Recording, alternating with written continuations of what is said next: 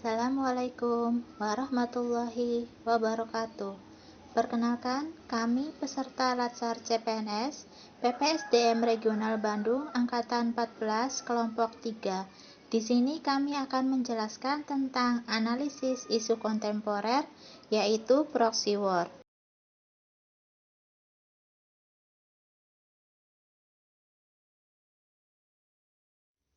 Apa itu proxy war? Proxy war merupakan sebuah konfrontasi antara dua kekuatan besar dengan menggunakan pemain pengganti untuk menghindari konfrontasi secara langsung dengan alasan mengurangi risiko konflik langsung yang berisiko pada kehancuran fatal. Proxy war sendiri dapat didefinisikan sebagai peristiwa saling adu kekuatan di antara dua pihak yang bermusuhan dengan menggunakan pihak ketiga. Pihak ketiga ini sering disebut dengan boneka. Pihak ketiga ini dijelaskan sebagai pihak yang tidak dikenal oleh siapapun kecuali pihak yang mengendalikannya dari jarak tertentu. Proxy war telah berlangsung di Indonesia dalam bermacam bentuk kegiatan dalam kehidupan berbangsa dan bernegara. Beberapa indikasi terjadinya proxy war di Indonesia mulai terlihat ketika muncul gerakan separatis seperti lepasnya Timor Timur dari Indonesia yang dimulai dengan pemberontakan bersenjata, perjuangan diplomasi, sampai munculnya referendum merupakan contoh proxy war yang nyata. Celah Timur tanpa diduga menyimpan minyak dan gas bumi dalam jumlah yang fantastis. Australia pun ingin menguasai kandungan minyak di Celah Timur dengan pembagian yang lebih besar. Setelah perjanjian Celah Timur dengan Indonesia berakhir, Australia menggunakan isu HAM menyerukan perlunya penentuan nasib sendiri untuk rakyat Timor Timur. Apa itu proxy war? Proxy war merupakan sebuah konfrontasi antara dua kekuatan besar dengan menggunakan pemain pengganti untuk menghindari konfrontasi secara langsung dengan alasan mengurangi risiko konflik langsung yang berisiko pada kehancuran fatal. Proxy war sendiri dapat didefinisikan sebagai peristiwa saling adu kekuatan di antara dua pihak yang bermusuhan dengan menggunakan pihak ketiga. Pihak ketiga ini sering disebut dengan boneka. Pihak ketiga ini dijelaskan sebagai pihak yang tidak dikenal oleh siapapun kecuali pihak yang mengendalikannya dari jarak tertentu. Proxy war telah berlangsung di Indonesia dalam bermacam bentuk kegiatan dalam kehidupan berbangsa dan bernegara. Beberapa indikasi terjadinya proxy war di Indonesia mulai terlihat ketika muncul gerakan separatis seperti lepasnya Timor Timur dari Indonesia yang dimulai dengan pemberontakan bersenjata, perjuangan diplomasi, sampai munculnya referendum merupakan contoh proxy war yang nyata. Celah Timur tanpa diduga menyimpan minyak dan gas bumi dalam jumlah yang fantastis. Australia pun ingin menguasai kandungan minyak di Celah Timur dengan pembagian yang lebih besar. Setelah perjanjian Celah Timur dengan Indonesia berakhir, Australia menggunakan isu HAM menyerukan perlunya penentuan nasib sendiri untuk rakyat Timor Timur.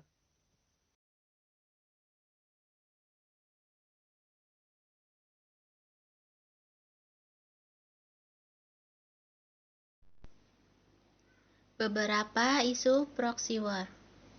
Yang pertama, maraknya penyebaran berita hoax. Yang kedua, maraknya tenaga kerja asing yang masuk ke Indonesia. Yang ketiga, maraknya penggunaan narkoba. Kelompok kami menggunakan metode pentahelik untuk menganalisis isu. Metode pentahelik adalah suatu bentuk cara mengatasi masalah atau pengembangan program dengan melibatkan pihak-pihak dari berbagai sektor. Metode ini berfokus pada kolaborasi antara pemerintah bersama para pemangku kepentingan hingga masyarakat.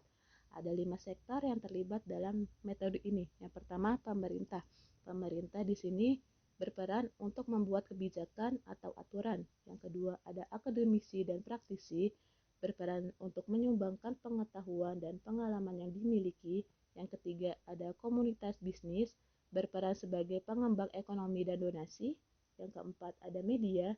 Media itu sebagai menjadi mata, telinga, dan mulut yang menyajikan informasi yang terpercaya dan berimbang. Yang kelima, ada masyarakat. Masyarakat di sini sebagai ujung tombak ujung tombak pelaksanaan semua strategi yang dirancang oleh pemerintah. Isu proxywar yang pertama yaitu tentang maraknya penyebaran berita hoax. Dari sektor pemerintah belum mempunyai cara melawan penyebaran berita hoax dan lemahnya penegakan hukum untuk para pelaku penyebar berita hoax. Yang kedua, dari sektor akademisi atau praktisi pendidikan, yaitu kurangnya literasi yang menyebabkan kurangnya pengetahuan untuk membedakan informasi yang benar atau bohong. Yang ketiga, dari sektor bisnis, maraknya penyebaran berita hoax itu menguntungkan pihak-pihak yang terlibat dalam penyebaran berita bohong. Yang keempat, dari sektor community atau masyarakat. Masyarakat cenderung sering menyebarkan berita tanpa mencari tahu dahulu kebenarannya. Selain itu, masyarakat juga kurang bijak dalam menggunakan media sosial. Yang kelima, dari sektor media. Media menjadi wadah bagi para penyebar berita bohong dalam memberikan informasi yang menimbulkan keresahan masyarakat.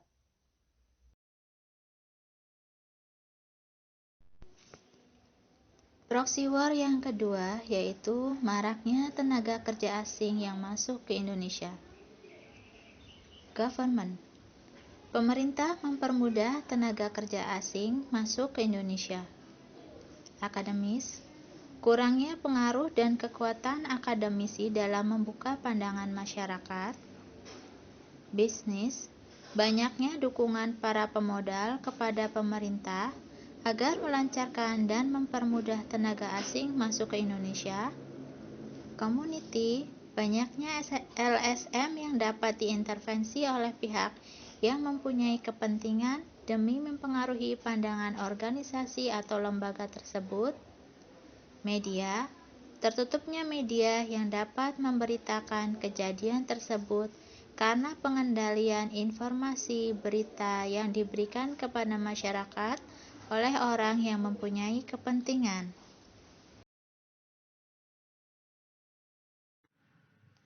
Proxywar yang ketiga yaitu maraknya penggunaan narkoba. Dari elemen government atau pemerintah belum sepenuhnya mengentaskan permasalahan narkoba karena permasalahan narkoba itu sangat kompleks. Yang kedua, elemen akademik, yaitu kurangnya edukasi kepada masyarakat, terlebih kepada para remaja mengenai bahaya narkoba. Yang ketiga, dari elemen bisnis atau dunia usaha. Dari hal ini, menguntungkan para pengedar dan pembuatan obat-obatan terlarang.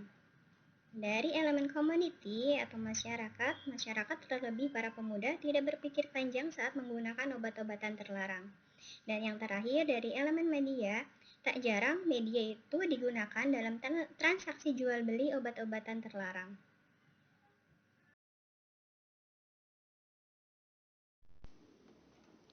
Saya akan memaparkan hasil analisis pemecahan beberapa isu dengan menggunakan metode USG. Metode USG adalah salah satu alat untuk menyusun urutan prioritas isu yang harus diselesaikan. Caranya dengan menentukan tingkat urgensi, keseriusan, dan perkembangan isu dengan menentukan skala nilai 1-5 atau 1-10. Isu yang memiliki total skor tertinggi merupakan isu prioritas. USG merupakan kepanjangan dari urgensi, seriousness, dan grow. Interval penentuan prioritas. Angka 1 menunjukkan isu yang sangat tidak mendesak atau gawat dan dampak.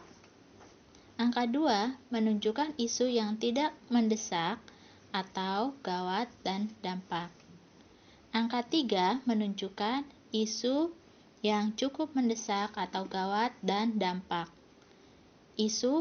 Angka keempat menunjukkan isu yang mendesak atau gawat dan dampak. Angka 5 menunjukkan isu yang sangat mendesak atau gawat dan dampak. Adapun analisis dari kelompok kita didapatkan bahwa dari 3 isu yang sudah dibahas pada slide sebelumnya, yang pertama yaitu isu tentang maraknya penyebaran berita hoax mendapatkan kriteria U4, S4, G4, sehingga nilai prioritas 3. Untuk isu yang kedua, maraknya tenaga kerja asing yang masuk ke Indonesia mendapatkan kriteria U4, S4, G4, sehingga nilai prioritas 12. Untuk isu yang ketiga adalah maraknya penggunaan narkoba mendapatkan kriteria U5, S5, G5, sehingga nilai prioritas 15. Dari hasil analisis isu, maka didapatkan bahwa isu yang sangat mendesak atau gawat dan berdampak adalah isu maraknya penggunaan narkoba. Sehingga hasil analisis tapisan isu kelompok kami yaitu maraknya penggunaan narkoba.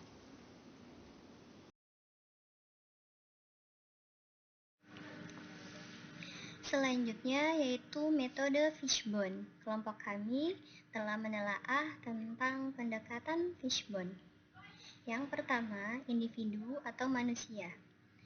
Ada beberapa poin diantaranya lemahnya rasa iman dan takwa, kurangnya pengetahuan tentang jenis-jenis narkoba dan bahayanya, dan yang terakhir ada desakan faktor ekonomi. Kemudian dari aspek media, yang pertama maraknya situs pembelian narkoba online, yang kedua ada film atau video penggunaan narkoba yang mudah diakses. Selanjutnya yaitu pemerintah. Yang pertama, dari sisi pemerintah, kurangnya keseriusan upaya pemerintah dalam mengawasi peredaran narkoba di Indonesia. Yang kedua, masih banyak penegak hukum yang tidak profesional. Dan yang terakhir, ada kurangnya sosialisasi kepada masyarakat tentang jenis dan bahaya narkoba. Kemudian dari aspek lingkungan, kurangnya pengawasan pada lingkungan sekitar, ada kesalah dalam pergaulan atau pergaulan bebas. Yang ketiga, ada riwayat kerabat dekat yang memakai narkoba sehingga ikut menggunakan narkoba juga, seperti itu.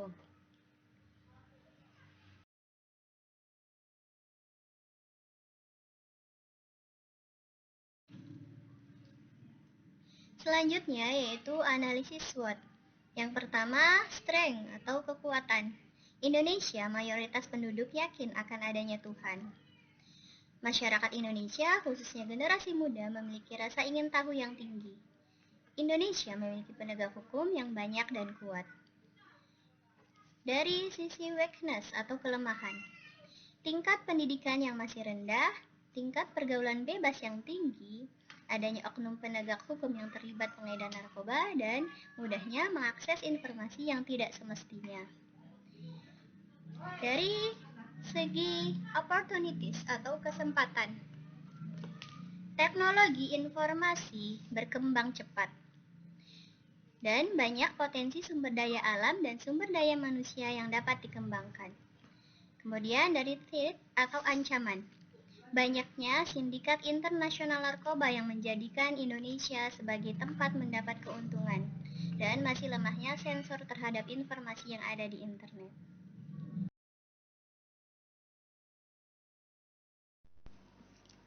Solusi penyelesaian dari maraknya penggunaan narkoba. Yang pertama, memberikan pelatihan kepada masyarakat supaya dapat mengasah pengetahuan dan keterampilan sehingga menumbuhkan energi positif. Yang kedua, meningkatkan pengawasan dan penegakan hukum yang berat kepada pengedar narkoba ataupun aparat yang terlibat. Yang ketiga, mengadakan sosialisasi tentang jenis-jenis narkoba, bahaya narkoba, dan sanksi yang diberikan bagi pengedar narkoba. Yang keempat, mengadakan event ataupun kompetensi nasional untuk meningkatkan potensi para pemuda.